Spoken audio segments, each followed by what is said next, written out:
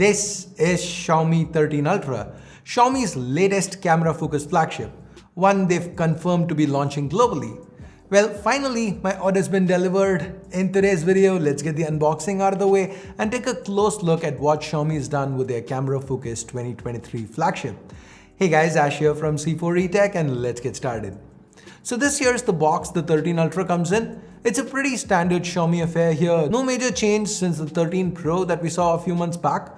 Opening up the box, we are greeted by this black insert, which houses a SIM ejector tool, your regular reading material, and this time we get a hard shell case instead. Notice how it reflects that camera aesthetic Xiaomi's gone for this time around? Nice. Let's set it aside and get to the 13 Ultra itself. Removing it from its protective cover. And now peeling off the sticker to the back. First impressions, the green, it looks much darker than I remember seeing with the renders and the videos. It looks great. This eco leather finish should definitely help with the grip. Now this is the olive green variant. Xiaomi also offers the 13 Ultra in black as well as white, although the white is limited to China. It's a China exclusive for the moment at least. Next up, we have a USB Type-A to Type-C cable with orange accents. And finally, a 90-watt fast charger. Now the decision to go with a 90-watt charger here for the Ultra, this feels a little strange to me since the 13 Pro, that came with a 120-watt charger. Now don't get me wrong, I'm definitely not complaining because these days seeing a charger in the box, that in itself has become a huge positive, but it's still a weird choice for Xiaomi to downgrade the charging from the Pro to the Ultra.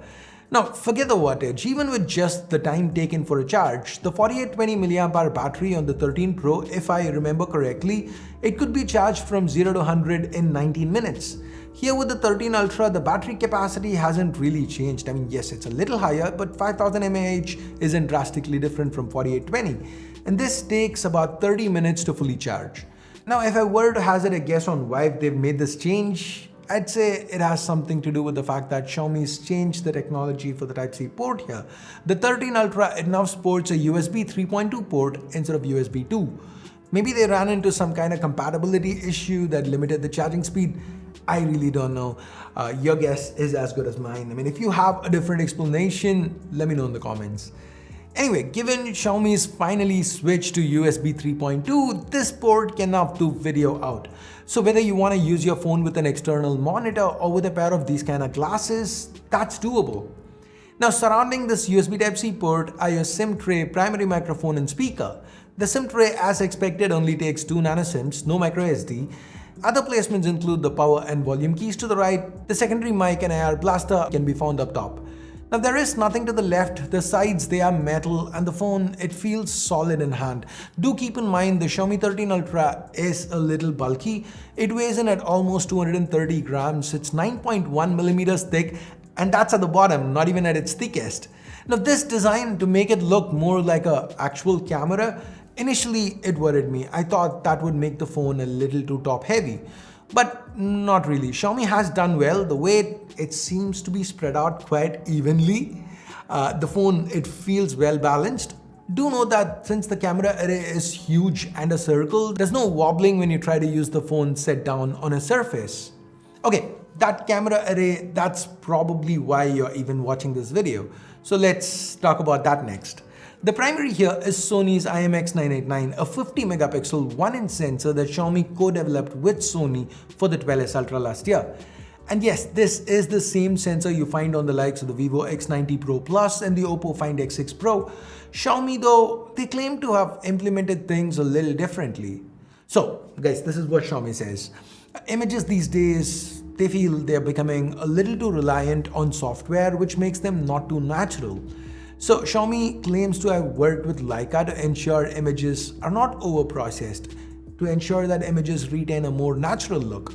Now I've not spent enough time with this phone to yet draw a concrete conclusion, but from the samples that I've taken so far, they do seem to reflect this ideology.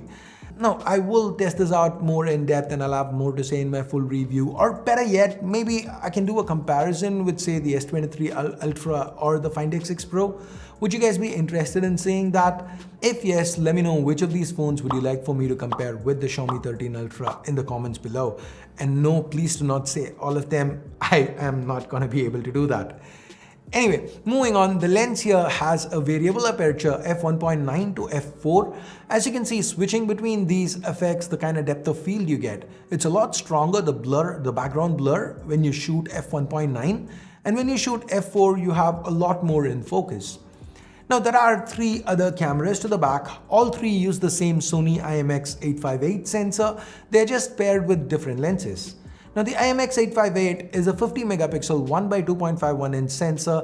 The first instance of this is paired with an f1.8 ultra wide with a 122 degree field of view.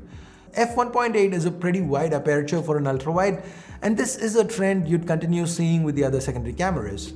The next one, it's paired with a telephoto lens that allows for 3.2x optical zoom. This is supposed to help with portrait shots like the one you're seeing here. And once again, like I said, the aperture is f1.8.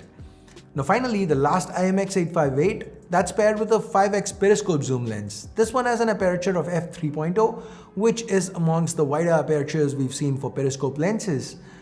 Images, they're well detailed. Even at 10x or 20x, the results, they seem usable. I can't wait to test these cameras out in more detail. Also note that the primary and both telephoto lenses are optically stabilized. On the video front, all 4 cameras are capable of shooting 8K video as well as 4K 60. That said, selfie video, even on this kind of camera-focused flagship, it's restricted to 1080-30, and that's a shame. Now, the selfie shooter, it's a 32 megapixel sensor paired with an f2 lens. It's located in this tiny little hole punch up top. Now, the display itself, it is yet another highlight. It's the brightest panel on any phone till date with a peak brightness of 2600 nits, which goes past the Find X6 Pro's already impressive 2500 nits. Now, this is a 6.73-inch OLED panel from TCL that's covered by Corning's Gorilla Glass Victus. The resolution is Quad HD+, which makes for a very crisp 522 pixels per inch pixel density, and the refresh rate, that's a variable 120Hz. We do have LTPO tech, which lets this panel switch refreshes between 1 to 120Hz as needed to conserve battery. That said, initial reports coming out seem to indicate, despite LTPO, this TCL panel seems to draw more power than its Samsung counterpart. Xiaomi are yet to address or respond to this claim. Now, given this is Xiaomi's Ultra flagship, it's no surprise that the 13 Ultra is powered by Qualcomm's latest Snapdragon 8 Gen 2 SoC. The 8 Gen 2 here, it's paired with up to 16 gigs of LPDDR5X RAM and up to a terabyte of UFS 4.0 storage. On the software front, we have MIUI 14 built on top of Android 13 out of the box, and the experience feels very smooth. At the launch event, Xiaomi claimed they were using liquid cooling this time and showed sustained performance in temps being lower than that of the competition. This is something I will be testing soon, and I'll have more to say in my full review. So, what else? The 13 Ultra has an IP68 water and dust resistance rating, there's wireless charging support up to 50 watts, Bluetooth 5.3, and there is also an interesting accessory that you can get for this phone.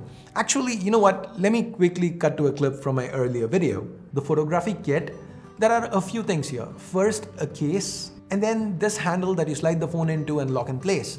This kind of makes the phone look more like a DSLR now, more like a Leica camera.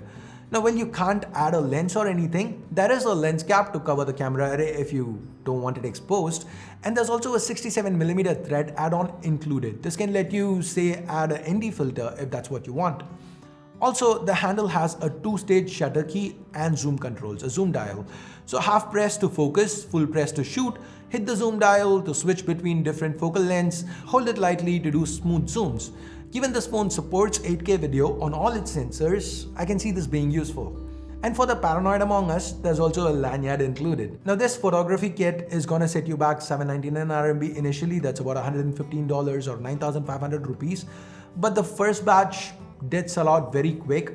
The price now goes up to 999 RMB, $140 or 12,000 Indian rupees approximately. Not sure if this one's launching globally. And with that, let's talk price. Xiaomi have launched the 13 Ultra at the same launch price as the 12S Ultra from last year. But they've doubled on the base storage. This time the base is 12256 for the same 5999 RMB asking price, which converts to about 870 US dollars or 72,000 Indian rupees. So what do you think about this pricing? And now that you know everything Xiaomi has to offer with this 13 Ultra, what would you be comfortable paying for it? Let me know in the comments below.